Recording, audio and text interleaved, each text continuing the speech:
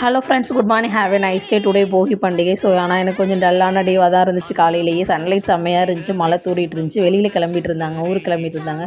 திடீர்னு ஒரு அர்ஜென்ட் ஒர்க்குன்னு, ஸோ கொஞ்சம் ஃபீலாக இருந்துச்சு. செடிக்கு தண்ணி ஊற்றிட்டு வந்தேன். நேற்று நல்லா மழையில் நனைஞ்சினேன். திங்ஸ் வாங்க போயிருந்தேன் வெளியில். 3 மணி நேரமாக ஃபுல் மழை, நிற்கவே இல்லை. நல்லா நனைஞ்சிட்டு வந்துட்டோம். ஸோ அதனால் வேகமாக படுத்துடும். தம்பி தான் தோசை கூட அவங்க அப்பாவுக்கு ஊற்றி கொடுத்துட்டு எல்லாமே க்ளீன் பண்ணியிருந்தாங்க. ஸோ பாலை வேறு உள்ள பீச்சரில் வச்சுருந்தாங்க. ஸோ 2 பேருக்கும் பால் ஆற்றி கொடுத்துட்டு பாப்பாவுக்கும் தம்பிக்கும் கஷாயம் வச்சுட்டு வந்து உட்காந்தேன். டேபிளில் ஒரு 500 இருந்துச்சு. ஊருக்கு போகிறோன்னு வச்சுட்டு போயிருக்காங்கன்னு சொல்லிட்டு, ஐயோ போகி பண்டிகை நம்மளுக்கு கொஞ்சம் கஷ்டமாக இருக்கே காலையிலேயே அப்படின்னு நினச்சிட்டு என்ன பண்ணலான்னு கேட்டிருந்தேன். அவங்க தம்பி பிரியாணி கேட்டான். பட் எந்த வெஜிடபிள்ஸுமே இல்லை. சரி குஸ்கா, எம்டி குஸ்கா பண்ணிடலாம், ரைத்தா பண்ணிடலாம். ஆஃப்டர்நூன் வந்து மார்க்கெட் போகணும். ஸோ அந்த விளாக் நான் போடுறேன், ரேட்டெல்லாம் எந்த மாதிரி இருக்குது அப்படின்னு சொல்லிட்டு. ஸோ அப்படின்னு சொல்லிட்டு சிம்பிளாக பண்ணிடலான்னு பிளான் பண்ணி திண்டுக்கல் சைடு எம்டி குஸ்கா வந்து ஃப்ரெண்டு ஒருத்தவங்க சொல்லியிருந்தாங்க. ஃபஸ்ட் டைம் ட்ரை பண்ணேன், தம் போட்டேன்.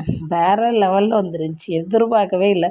தம்பியே சொல்லுவான், ஐயோ அம்மா இந்த மாதிரி ஒரு பிரியாணி நான் சாப்பிட்டதே இல்லாமல் அப்படின்னு சொல்கிற அளவுக்கு வந்துருந்துச்சு. எனக்கு ரொம்ப ஹாப்பியாக இருந்துச்சு. ரொம்ப ஈஸியும் கூட.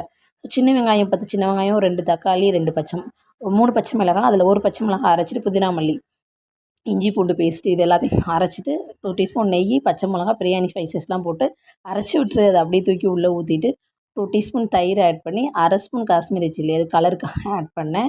ஸோ வேணான்னா ஓகே.